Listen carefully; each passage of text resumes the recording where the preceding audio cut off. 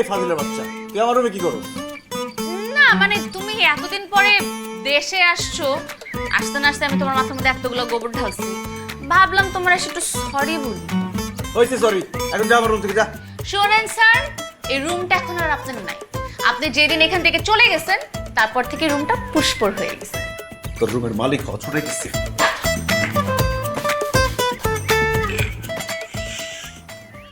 কাপড় দে। আরে আলমারিতে কাপড় আছে, আমার কাপড়গুলো দে। না না না না না না, তোমারে কাপড় দেওয়া যাবে না। তোমারে কাপড় দিলে তুমি কাপড় পরে সামনে মারবা। তুমি যেখানে আছো সেখানেই ভালো আছো। দেখ আমার রাগ উড়াইছটা, বাইরে হলে কিন্তু তোর খবর আছে। আসো, পারলে আসো, দেখি তোমার কত বড় সাহস। তোরে কিন্তু কি আমারে কি